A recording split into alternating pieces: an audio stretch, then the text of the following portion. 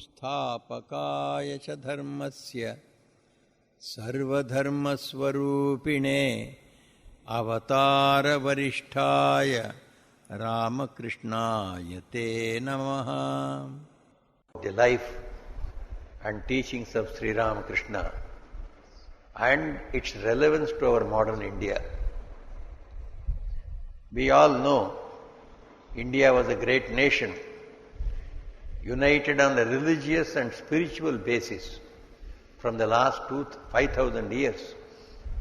People say that there is nationality, Indian nation was born only after the English came and then gave us a central government. All false. You read Swami Shardanandaji, he writes that we had a united India, but the unity was on the religious and spiritual basis, because the whole of country, from Kashmir to Kanyakumari, from Karachi, from Cambay to Kamrup, you go anywhere, we worship Guru, we worship Gita, we worship Gayatri, we worship Ganga, we worship Gau, the cow. So how did this unity, there is a cultural unity among all of us, and everywhere, anywhere you go in this country, what is the goal of human life? Even our peasants say that we must become good and then go to God's feet. The other day one patient passed away, and I heard that patient, I met her several times before she passed away. Every time I would meet her, Swamiji, I would like to go back to the feet of God. A very ordinary woman, suffering. She is in an old age home, she passed away. But I remember several times, whenever I meet her, she doesn't say anything. Swami, I am suffering from here. See, there are no enough medicine here. I would like to go to America and have some best treatment. She never said like that. Whatever treatment you take, one day you have to give up this body. And our Indian people are aware of that one from thousands of years. So this lady was always telling, I want to go and reach the feet of the Lord. This idea of moksha. Moksha is reaching God, attaining to God. And attaining to God means we ourselves becoming God. So this is the ideal of moksha as the goal of human life. This is common to everyone, even an ordinary person. You want to go back to God. I want to go to God. To go to God, I must lead a good life. Therefore, our people are the most morally advanced people in the world, even today. Swami Vivekananda's lectures, if you read, he again and again salutes this common man in India. He is head and shoulders above everybody in every nation in this world in morality and spirituality. This is the greatness of this. And the whole country has accepted this goal of life, a common goal of life.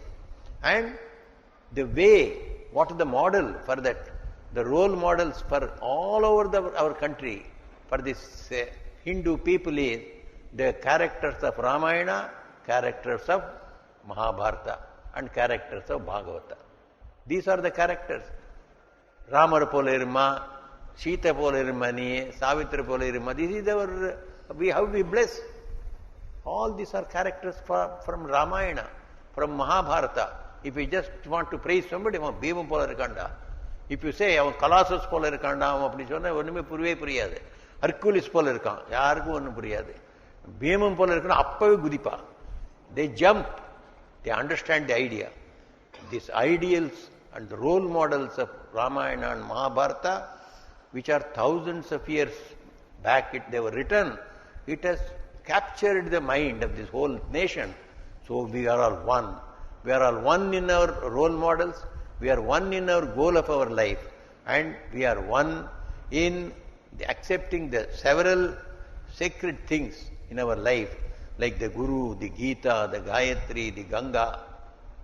So this unity is the real essence of the nation. If a nation has got one goal before it, And for that goal, if it sacrifices all its life, it is a nation. Nation need not be always on a political ground or on an economic ground or any other ground. It can be on a spiritual and religious ground. So Swami Sharadanandaji tells us, we had a nation, we have a nation today also. Swamiji wanted to build this Indian nation on the basis of spirituality and religion, because it is already there. It is something like already a built bridge is there. We have forgotten about it. We have only to just look through. Sir, some excess of water has come and the built bridge has gone below. So just drain up the water and then you will get the bridge. You can walk over that one. Swami Vivekananda said, we have the spiritual bridge already there. We have to awaken it, we have to become aware of that one. So we had so many differences of caste and creed and color and all that. But nothing created any unrest in our society, because all were having equal opportunities for attaining moksha. To realize God, there was no necessity of any particular caste or creed. Any caste, any creed, any person can attain God. And anyone can get a guru, practice austerities, practice spiritual discipline, and one can attain God. 63 Nayanmars are there, from all castes and creeds are there. 12 Alvars are there, from all castes and creeds are there. And hundreds of saints and seers are there. There are men are there, women are there, from different religions are there. Who was Kabir Das? He is a Musalman, but all the Hindus revere him. He is one of the Vedantic ideals. Kabir Das, Vairagya, his renunciation is something fantastic. So this country, so as long as it was united in this goal of its life, no other differences mattered much. Today we make so much of caste and creed and color and religion. There is no necessity, because we have lost that spiritual ideal. Therefore unity is lost. Therefore we are already broken. And so any small thing, so we go on fragmenting our nation again and again. The common man believed in renunciation of selfishness. Nobody encouraged selfish attitude in anyone. If anyone is selfish, a Hindu would not like him. So a Hindu would always say, a real Hindu, a religious man, should be unselfish. He may be a small person, but let him be unselfish in his own status, in his own situation. I am a member of a family, so I can be unselfish and help the others to go forward. I can stay behind. So selflessness must manifest wherever you are. So the common man believed in renunciation of selfishness and in cultivating self-control. We never indulge in sensual pleasures recklessly. We always recommended dharma, artha, kama.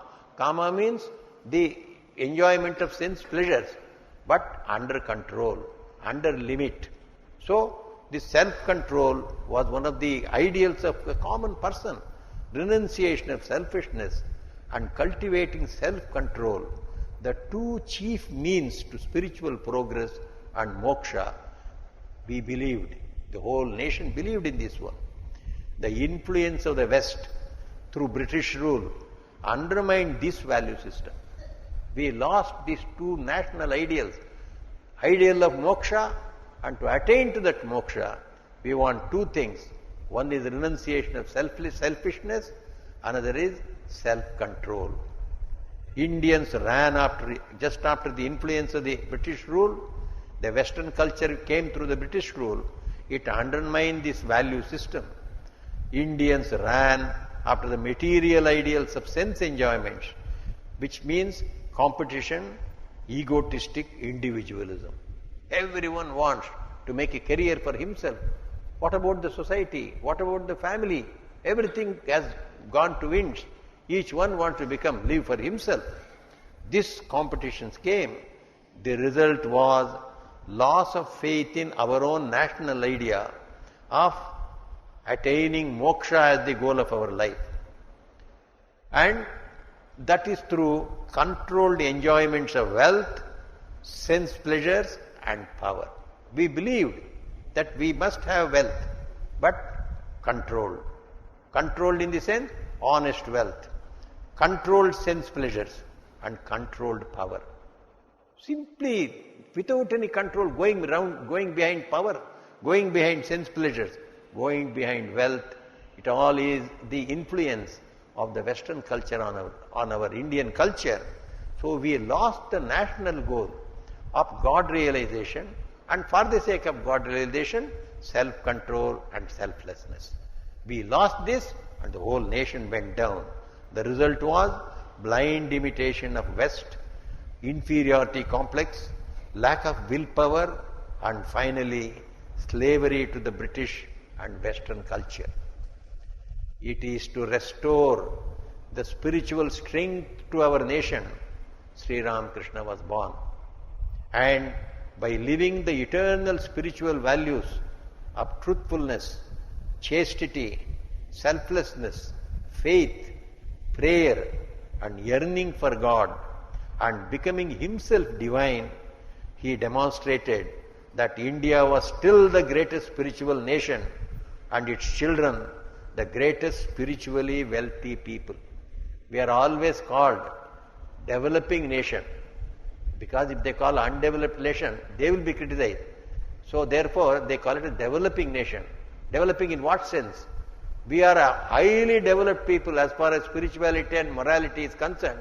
That is the thing main that concerns the human beings. The development of human beings must be only in morals and spirituality, not in your dress. Dress culture is no culture at all.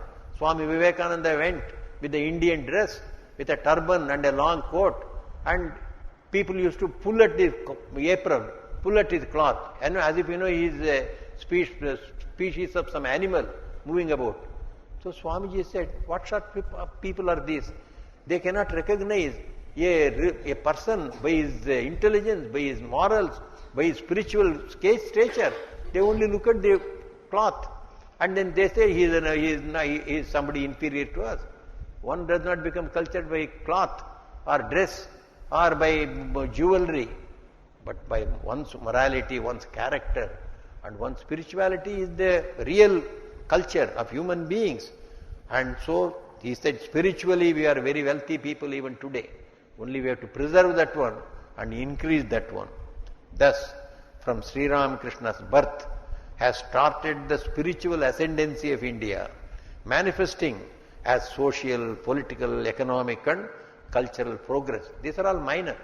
Swami Vivekananda said, you make people aware of this national ideal as God realization. Let people practice selflessness and then let them practice renunciation. Let them practice service to others. You will see all other progress will come. Political progress will come, social progress will come, economic progress will come, and cultural progress will certainly come. This work of the Lord, this work of Sri Ramakrishna will, according to Swami Vivekananda, will continue for the next 1500 years until India becomes the spiritual guru of the whole world. This is the prophecy of Swami Vivekananda. Sri Ramakrishna has come and gone away. We can forget about him. It is not possible. As Swami Abhiramananda was telling, his teachings are something like they go deep into your heart. They get etched there. They will not leave you unless they transform you and then make you divine. This is the power of Sri Ramakrishna's words and power of his life. Swami Vivekananda is the authority.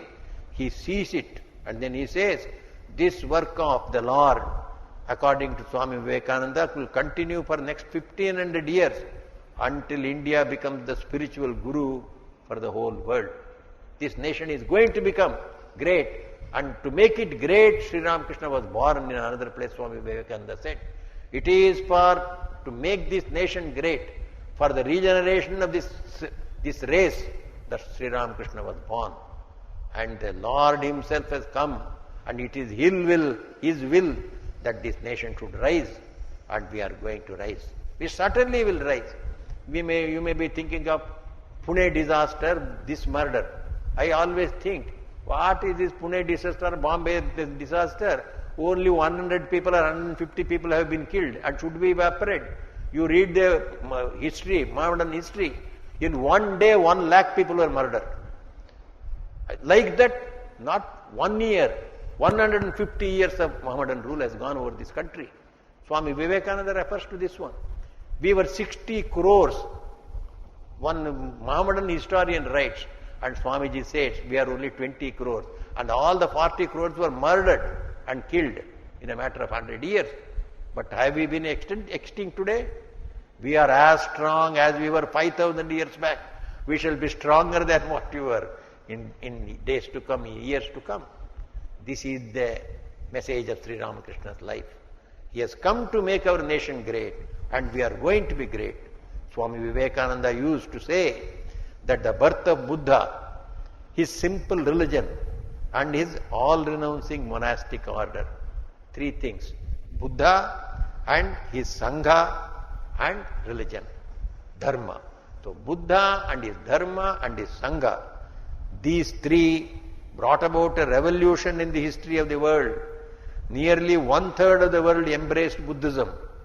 Similarly, in the modern age, we have the birth of Sri Ramakrishna, his religion of simplified Vedanta, and his spiritual movement called the Ramakrishna Mission, comprising of monastics and non-monastic disciples and devotees of him.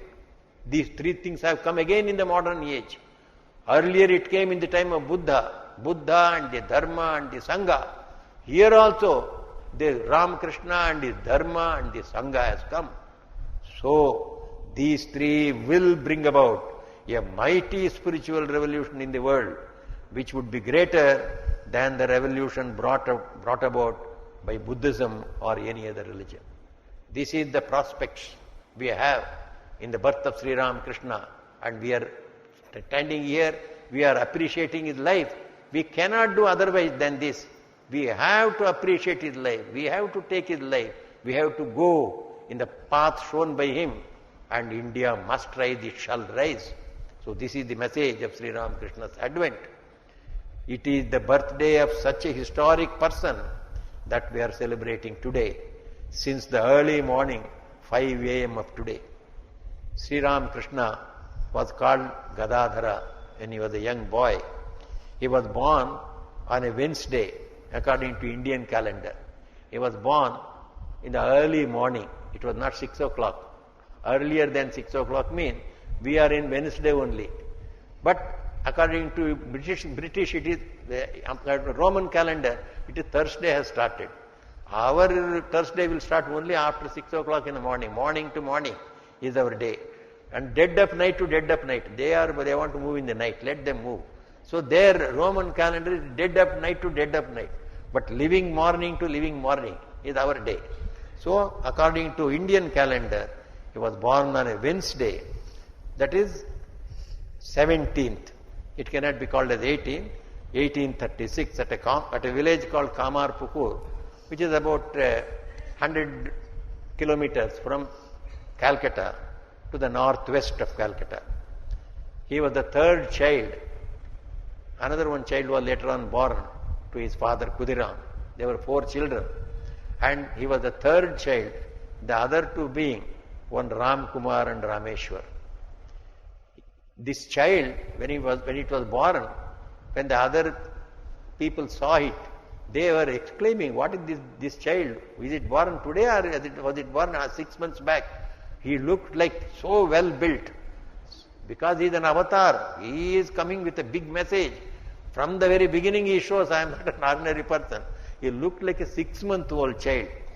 So this child looked like, it's an extraordinary looking child as a 6-month-old child. This child slid into a cold hearth. It was not a burning hearth. It was a cold hearth. So it just slipped into that one, and then smearing the ashes all over its body like a Shiva Mahadeva. So this small child with all the ashes on its body, the embodiment of renunciation and blazing spirituality. Shiva is the symbol of spirituality and renunciation. And Sri Ramakrishna shows it even when he was a small baby. This renunciation and spirituality, blazing spirituality, will be the characteristic of myself. He was a born mystic. Even as a boy of 7 years, he experienced a spiritual ecstasy by seeing a group of white cranes flying over the background of black clouds. He must have imagined an infinity. So when something flies in the air, it has no connection with the earth at all. It is divine. That divine is connected with the infinite sky. So the infinite attracting something divine into it. So this scene must have come into him. And this small boy got immersed in samadhi. When he was dressed like a Shiva in a drama, he immediately went into ecstasy. He became exactly like a Shiva, shedding tears of spiritual joy. It was a Shivaratri day. Then again, when he just sings a few songs about Vishalakshi, the Divine Mother, he goes into spiritual ecstasy. From the young age, he is a born mystic. Direct experience of God comes to him so easily. He shows no interest in the bookish education, but captivates all the village folk by his extraordinary intelligence, singing power, acting power, and meditating. A funny thing is told. So he had gone to a nearby archer and practicing drama. And so Radha Krishna drama. Then, his teacher, he said, where had this fellow gone? Playing truant to the class, leaving the class, and he has gone away to the archer. Let me go and punish him and bring him back. This teacher went there. And Sri Ramakrishna is acting the role of Sri Krishna. And he is singing and dancing. This teacher went on standing hours together until the whole drama was over, blessed the boy and came back. He wanted to punish him. He was captured and captivated. This was Sri Ramakrishna. As he grows up to 19 years, he leaves Kamarpukur to settle down in Calcutta with his elder brother Ramkumar. In an extraordinary move of history, Ramkumar takes up the priest's job at the temple of Bhavatarani, Kali, at the village Dakshineshwar. I don't go into the details. It is the historic move. And then Ramkumar becomes the pujari in the temple. In course of time, Gadadhar takes up the place of his elder brother as a priest. From now on, the drama of the blossoming of Gadadhara into the world-famous Sri Ramakrishna starts. Sri Ramakrishna attains to highest vision of Divine Mother when he was hardly 21 years. 21 years Archaka, a temple Archaka in Kali's temple. He gets the vision of Kali in her highest form. In fact, he doesn't see the Mother Kali in the form.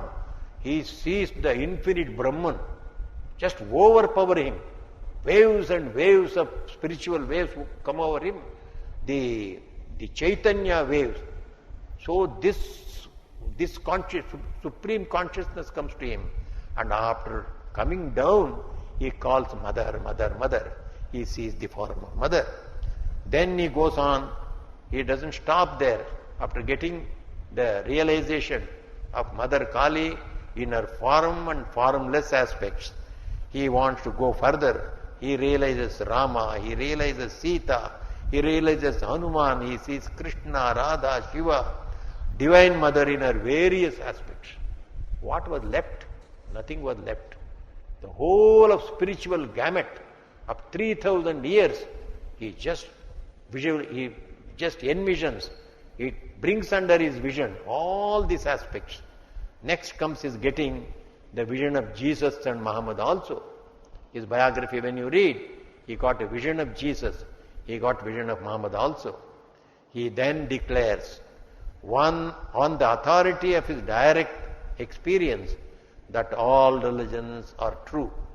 Whatever Vedas said, Ekam Sat Viprabodha Vadanti. One God is there, he is called by different names. So Sri Ramakrishna pronounces like the great rishis of the Upanishads. He declared there is one religion. All religions are true. They are so many paths to the same goal, namely God. This anybody can say, but here was a man who had gone through every religion and realizing for himself, and then he tells this one. He showed that the basic values of all religions were truthfulness, chastity, purity, selflessness, faith and prayer, with a yearning for God realization. These are the basic things for base for all the religions, whether it is Christianity or Mohammedanism, whether it is Buddhism or Jainism, whether it is Hinduism or any other religion. These are the basic values, basic disciplines. If they are there, we are religionists. If they are not there, calling ourselves by any name of any religion will not take us anywhere. This is what Sri Ramakrishna taught. All the names of religions have become senseless now. They have no meaning. They have become meaningless because people are not living according to the values and virtues of religion, simply calling themselves by this name or that name, bringing bad name to that religion. So he could thenceforth say, I have seen God, I have talked to God, I have embraced Him. So you too can see Him. In every way, you can also deal with Him as you deal with your friend. So there is a method, and I can teach you that method. He could say this with authority. Sri Ramakrishna made religion a science. How does science and religion differ? It differed, but not with Sri Ramakrishna. Religion always said you believe, and science always said you see. If you don't see, don't believe. Then religion said, no, you must believe. Afterwards only you can see. Sri Ramakrishna said, no, in religion also you see, then only believe. You may believe for a short period, but practice, take the method, practice it yourself. If you don't realize, throw away that religion.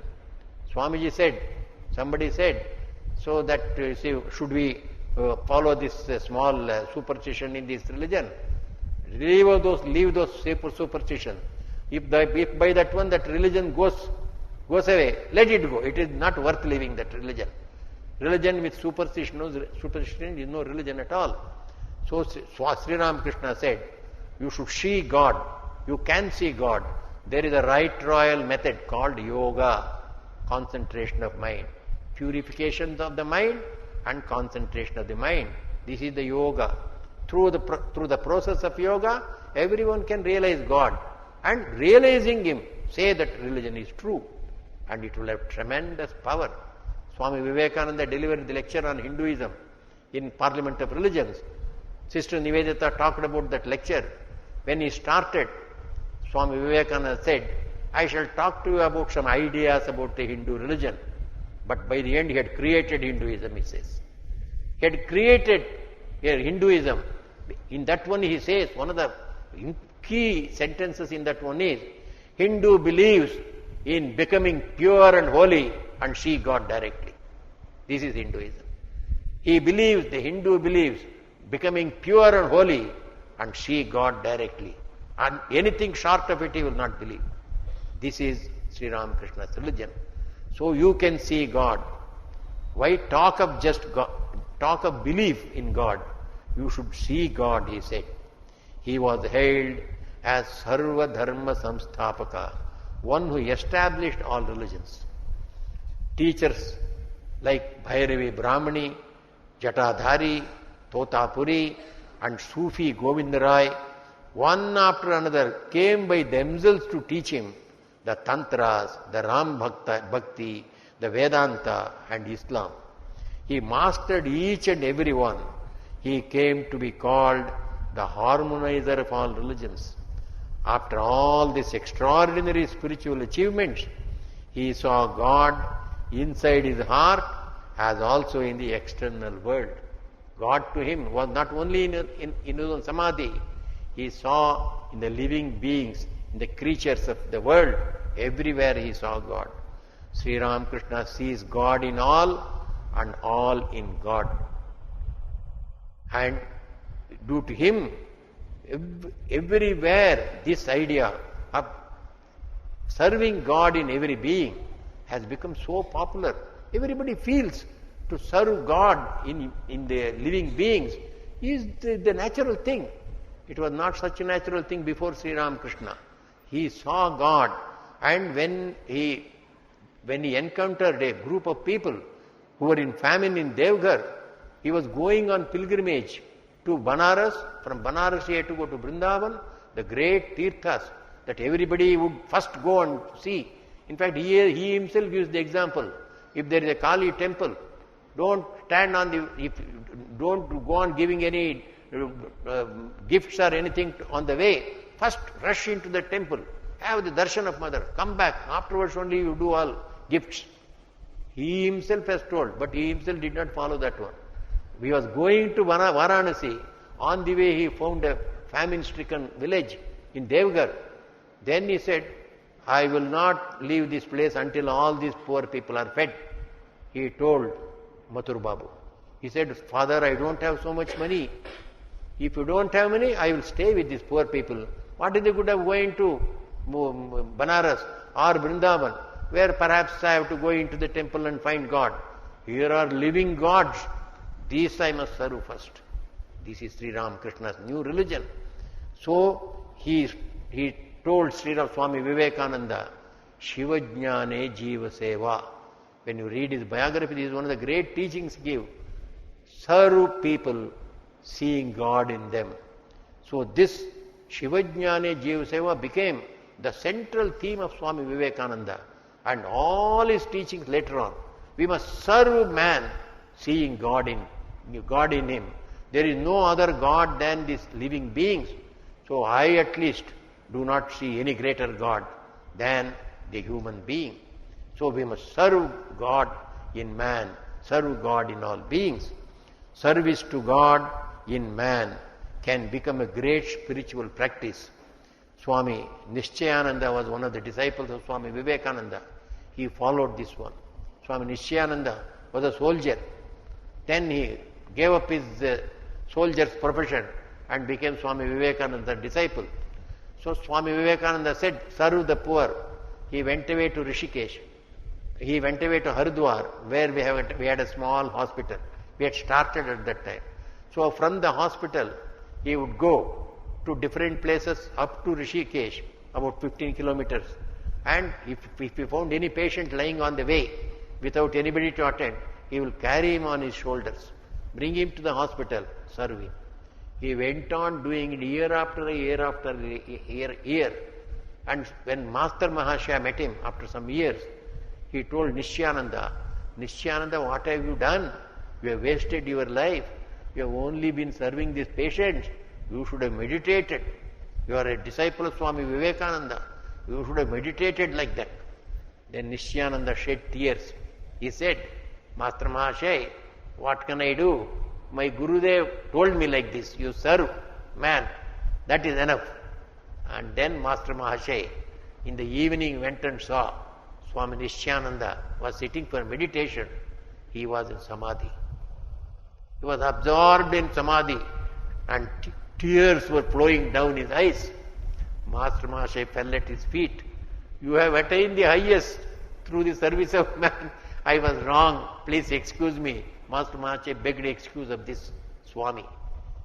Nishchayananda and hundreds of disciples of Swamiji and other direct disciples, they have practiced this Shiva Jnana Jiva Seva, serving God in man.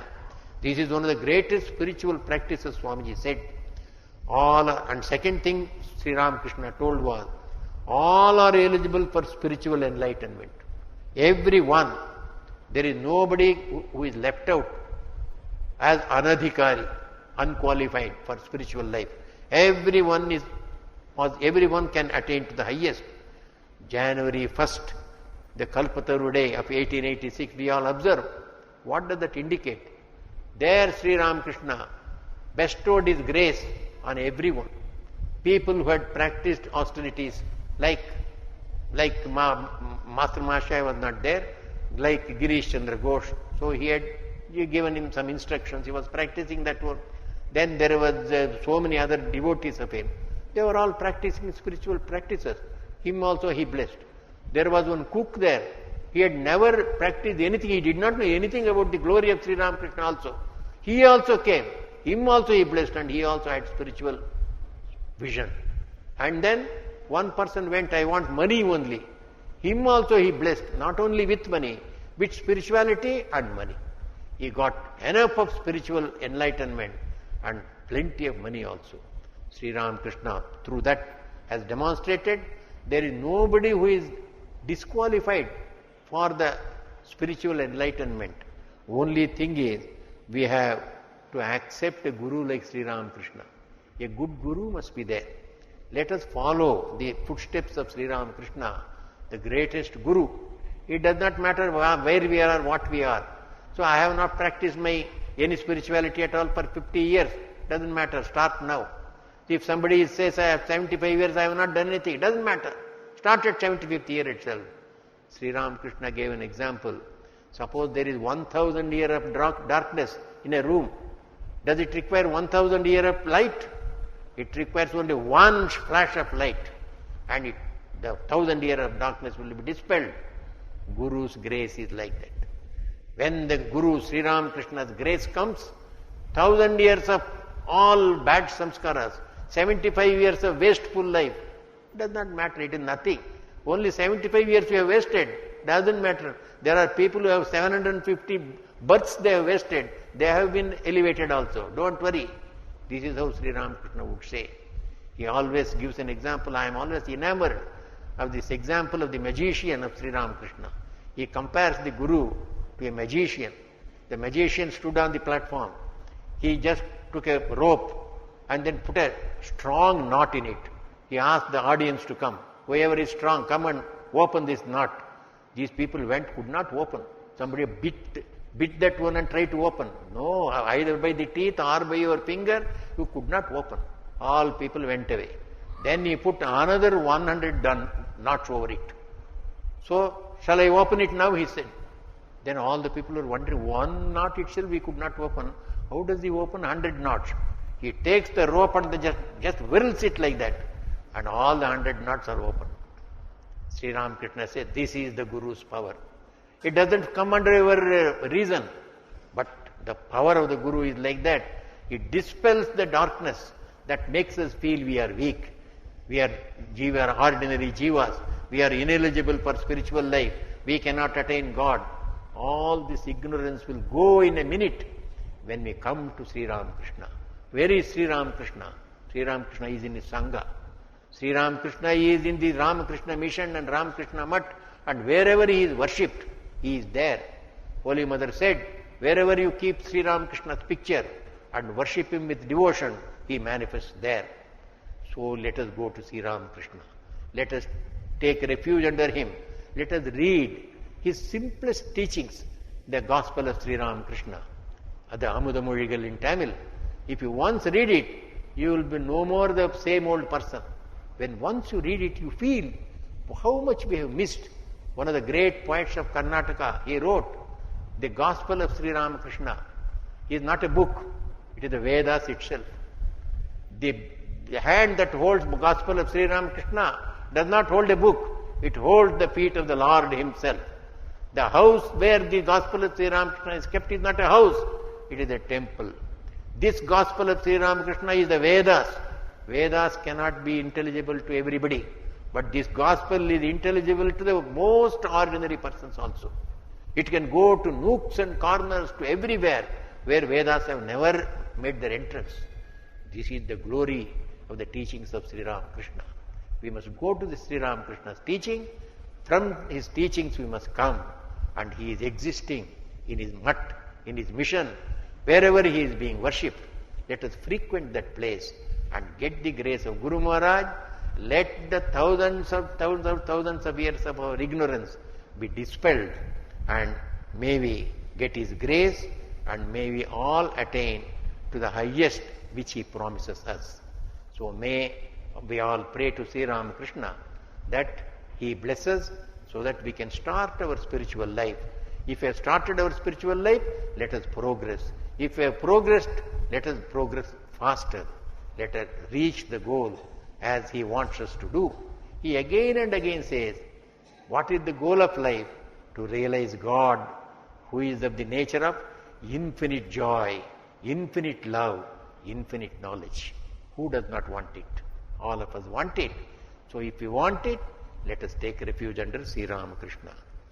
నిరంజనం నిత్యమనంతరూపం భక్తానుకంపాధృత విగ్రహం why ఈశావతారం పరమేశమిడ్యం తం రామకృష్ణం శిరసా నమామః.